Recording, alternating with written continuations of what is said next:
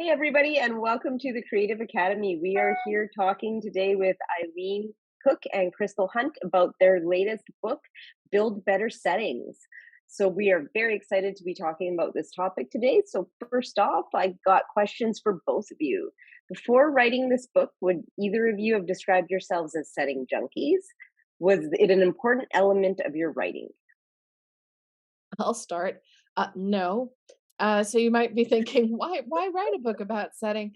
And in fact, that's kind of what kicked it off. Is I've always been a character junkie. I love to write about characters, and because I have tended to write contemporary, so I haven't had to necessarily make the same kind of investment in setting as someone who is writing a fantasy or a historical type story. So it was always kind of the thing that was the last thing I ever touched. So when we started looking at it, it was something where it was like suddenly my whole ideas started to change. Yeah, Very ditto on interesting. that. I definitely wouldn't have said if you had asked me that I was super setting oriented either. And in fact, listening to the audiobook versions of my fiction prompted me to adjust my writing a little bit because I realized how much I wasn't saying about the setting and about what was kind of going on in the environment for the characters. And that was a real wake up call for me. So then I started thinking about, okay, how would this work? And yeah, not one for a ton of description if it's not absolutely essential to telling the reader something, because I get kind of bogged down in some of that. I love how worlds come alive, but for me it's really all about illustrating who that person is kind of the purpose of that setting stuff that gets in there. Because I write such short books, there's no room to mess around. You can't be spending pages and pages and pages describing in depth something. It needs to just get in there, and it needs to do like 5 jobs. So if there's an outfit or an object or a something in there, or a location, it needs to do like so many things in one. So it needs to be really efficient and really intentional. Yeah. Absolutely. So, do you guys think that's how most people consider setting, if they consider it at all? Or, and can you talk a little bit about how setting is it the same as world building?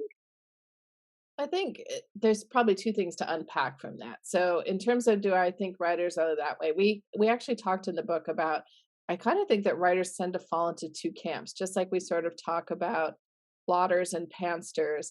I think there are people who kind of dislike setting. So they think like, oh, it's not really important. My book could happen anywhere. Like what's important is the dynamic between these two people. And they think of setting as that boring thing they remember from English class. So they're like, I don't want to talk about that. And then you talk to other people and they have been like waiting for you to ask them about setting. They're like, I'm so glad you asked. And I think that that skews, but not 100%, but I think it does skew to people who write in alternate worlds, whether that's a past time period or a supposed made up fantasy world or space. They invest a lot more because they truly feel they have to do that full world building. So, because we don't necessarily know what that world is like, they feel they have to make sure all of it is on the page. And those of us who are like, oh, I'm writing about a high school. A high school is a high school is a high school. It doesn't matter. And we tended to sort of leave some of that out. So I do think there's kind of preferences that people have as a default. And I think what we're missing is what Crystal talked about is that we both can learn from each other. So people who maybe go a little too far need to remember, like, oh, wait, it's supposed to serve the story, not just be a fun add on. And those of us who maybe tended to ignore it forgot that it could do so much more.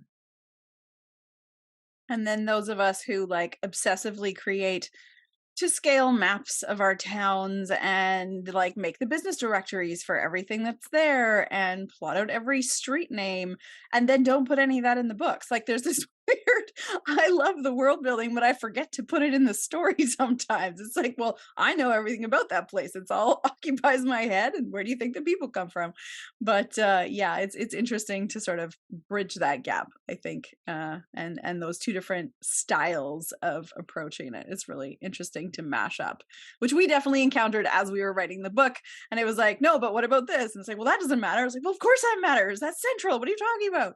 So it also leads to some really interesting interesting conversations to kind of mash up two different really belief sets of people and look at how we come at it, but then how does everybody else come at it too. Yeah. And I think the terms are used interchangeably to some degree. When somebody says world building or setting, those terms can be sort of used interchangeably. I think at times, world building tends to be thought of as that more fantasy type thing because you're quote unquote building the whole world. But someone who's doing a contemporary story will often sometimes use the world building because they're talking about the world of their characters. So I think you can use the terms fairly interchangeably.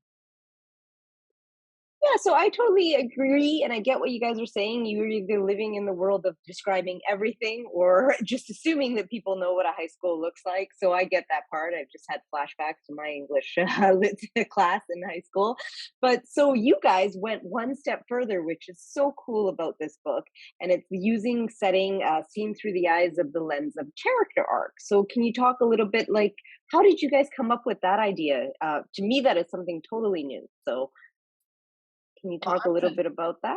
I'm going to end up punting a lot of this over to Crystal because what was interesting is when we first started talking about this, we started to outline it. And we were really talking about, I think, a lot of setting books that were already out there. And I'm pretty sure I got to give full kudos to Crystal on this one, is who was like, well, wait a minute, let's look at this different. So we had a series of conversations. There may or may not have been cocktails involved in the evolution of these concepts. But we did originally start plotting out the book and kind of planning what was going to go in it. And it was kind of feeling like other setting books that were there. And then we were going to co-teach a master class at the Surrey International Writers Conference on setting, which we actually did. And it was really interesting because in my head, it was like, oh, well, this book is going to be like writing up kind of a lot of what we did in the master class. And we had vetted it with people and taught some more classes in the Creative Academy to finesse some of the concepts. And then looking back now at the finished book and at our outline from that workshop, there's like, you could guess that maybe they were related, but it was not a direct map. And I think that the evolution is really interesting because what happened was the parts we thought were super interesting ended up being, okay, but what does this tell us about our characters? And I think the challenge, once we talk about character arc, which is how our characters grow and change over the course of a story, it's hard to show that. Like, we're always hearing show, don't tell from writing instructor people and the internet and everyone else who has an opinion about how we put our stories together. And that's great. But then we get a little bit of a draw the freaking owl kind of situation where it's like, yeah, but how do I do that? Like, what do I actually put on the page? What's a technique I can use? And so we started talking about that. And it was like, well, setting can really actually help you show that change. And both of us are psychologists. So that's our background. And that really leads to some interesting discussions around, I think, just thinking about how our own environments change as we go through those evolutions in our own lives. And we both have not so far in the last few years, we've both moved house and, shifted a bunch of things in our physical spaces that reflect who we are becoming as we go through these other changes. So it was just interesting to map that back to our characters and look at, okay, from both a human perspective and a psychologist perspective, like how do those mash up and then become useful as writers? And that's where it got really meaty and we started to kind of dig down deeper. And then people were like, well, that's a neat idea. I don't know that anyone's ever really expressed it like that. Or, writers that we were working with were saying, oh, that's really interesting. I don't think I've come across that before. So then we're like, okay, now we have something to tug on in terms of trying to find something that's new or interesting or worth writing about again, right? We don't need to reinvent the wheel. There's lots of great world building setting books, and we reference a ton of those in the book. So thank you to the people who wrote those guides so that we didn't have to write those ones. That's great. And Eileen, in the book, you talk about settings having different levels. Can you describe these levels for us? Sure. And I think this comes about when we were having these discussions back and forth. We started talking about there's just a different amount of impact that we have at different parts of the story and in the world. So we sort of talked about 4 different levels. So the first was the biggest picture. So the world, like, is this happening on Earth or is this happening in space? Where are we in that big picture? We're in the US, we're in Canada, we're in Europe. Where are we? And the character almost has no impact on that. That is just kind of the world that they inhabit. Then the sort of second level that we talked about was the community spaces. So again, if you think in terms of building, all of a sudden we're starting to talk about what's the neighborhood that you live in or the town that you live in. And then you can see that the character starts to have a little bit more control, right? So where are they working? Where they spend their free time? Do they have a local corner bar that they love to go to, right? What are those spaces?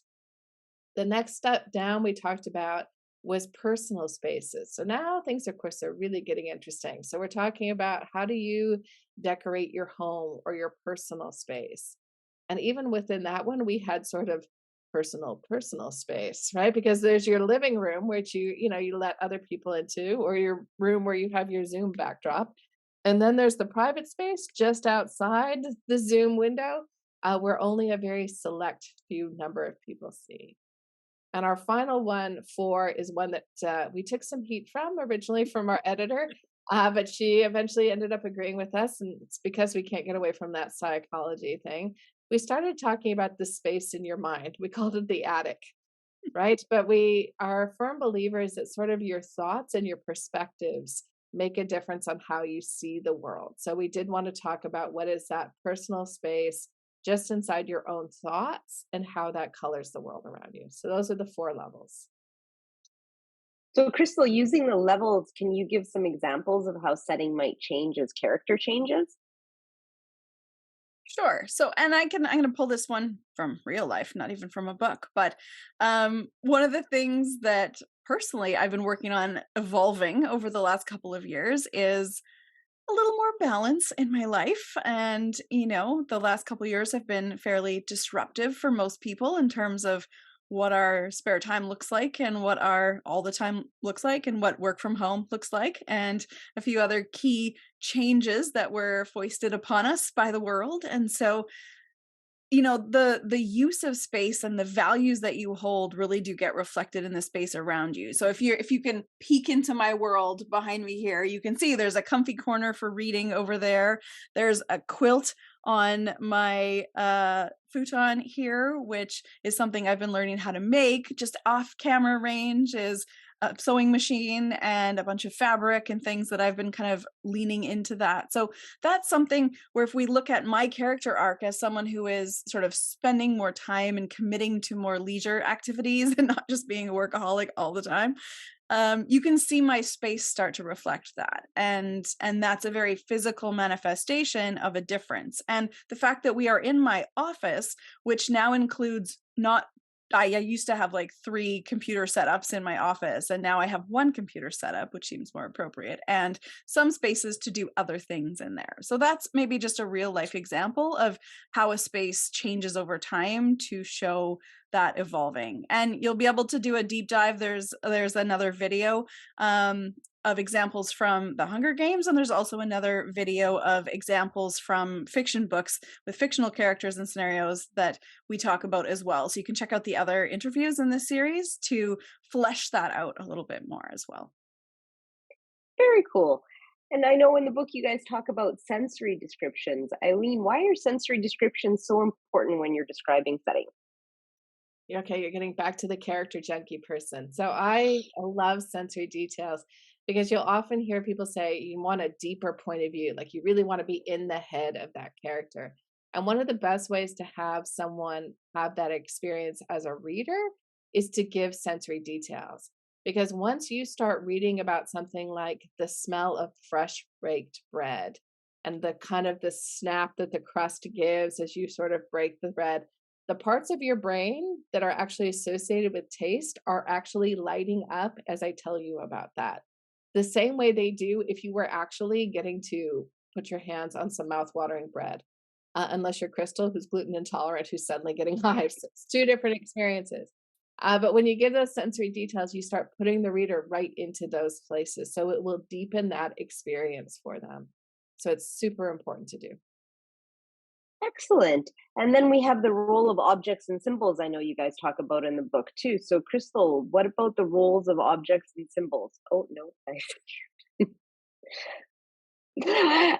So Eileen, what about that's great for describing the sensory description. And what about the roles of objects and symbols? How do you decide what object has meaning in a story?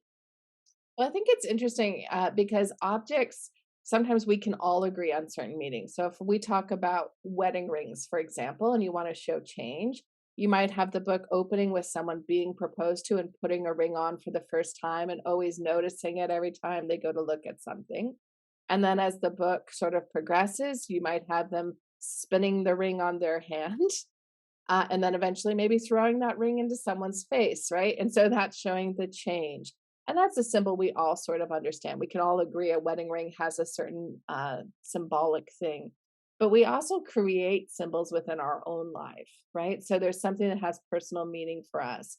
So those things that fill our space, what we choose to have, how we choose to interact with those things, what we maybe choose to chuck out the window can give us a really good idea of how someone is feeling about things. So we took a deep dive in sort of helping people understand how to create meaning behind a particular object, how to set that up in the story, and then how to sort of evolve that over the course of the story.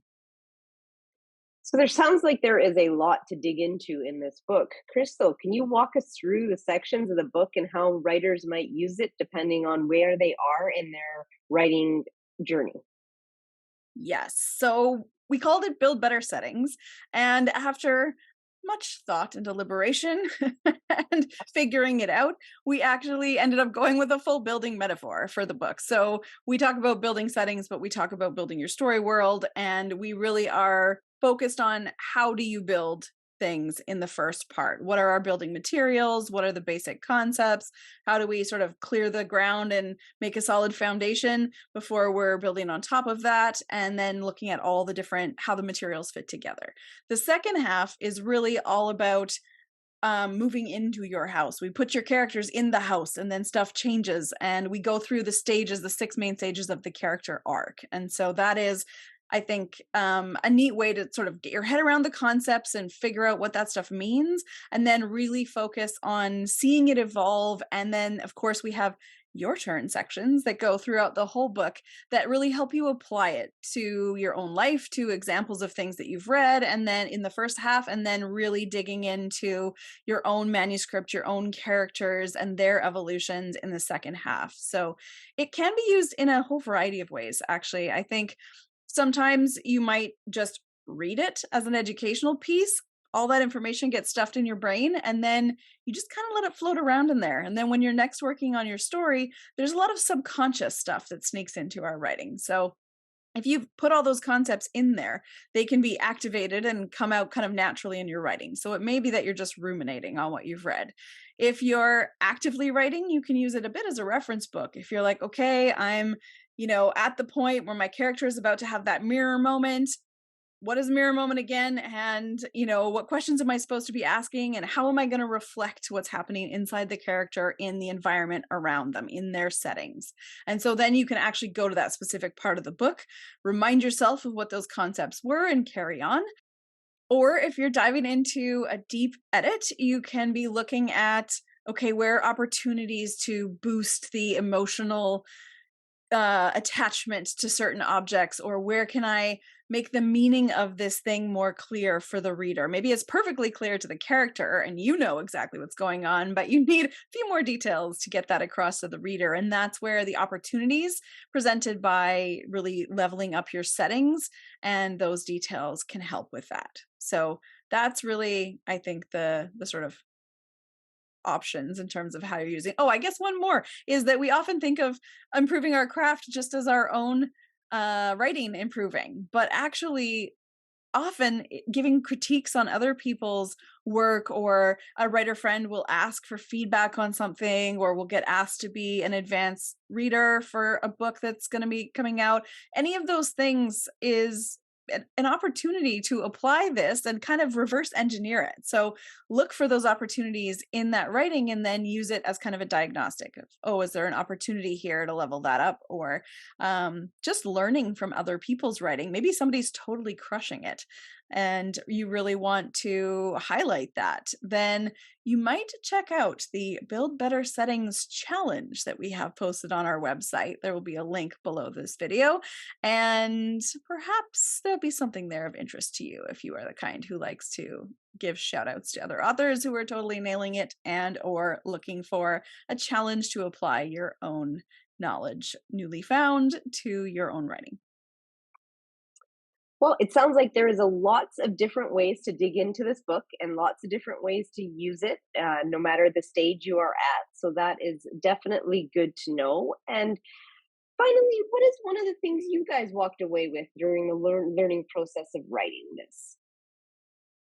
I think for me, the biggest takeaway was just taking a lot of things that I've always believed. I'm always telling my writing students, it's not what happens to your character, it's their belief about what happened to them. Is the realization that it's not what's around your character that's interesting, it's your character's interaction with those things and their beliefs about what those things mean. And I think I'd always believed that, but I had never articulated it. And so having the chance to go through with Crystal and sort of be like, what does that actually look like? How is that showing up on the page? Just opened up for me a lot with both my own writing and then again when I'm critiquing other people. So that was my big takeaway. Yeah, I think anytime we take something that we're doing sort of inherently or unconsciously, I think um, there was a moment in one of the master classes I was teaching at Surrey when somebody said, okay, but how do you know how to do that? And it was a really good reminder that we have internalized a lot of the psychology training that we got, and those concepts are just baked into who we are and how we operate in the world. It's that addict stuff, right? It's up there and how we go about doing things. But that's not the case for everybody. And so anytime you try to take what you're doing automatically and turn it into something that people can see from the outside is super interesting. And it causes you to question the way that you have done everything, really. And and sort of excavating all that stuff up to the surface. So for me, I think my biggest takeaway was just I'd never actively thought about it like that before until we started to have these conversations. And now being consciously aware of it, it's like a pair of glasses you slip on and now everything you see looks different. And that's what happened in the writing of the book is I put on my setting as a way to show character art goggles and now I can't take them off. So I'm seeing it everywhere, every movie I watch, everything, which is actually really cool and interesting and just a different way of looking at story and looking at the world. So I'm totally stoked about that and also can't turn it off. So Well, I think we are all very grateful to get a peek inside your guys' attics and be able to look at setting in a new way. So thank you for joining us today. For those of you who are working your way through the book, be sure to check out the Build Better Settings Challenge with the link posted below this video. And those of you who haven't grabbed it, head over to Amazon and grab your copy of Build Better Settings. Thank you and have a good day.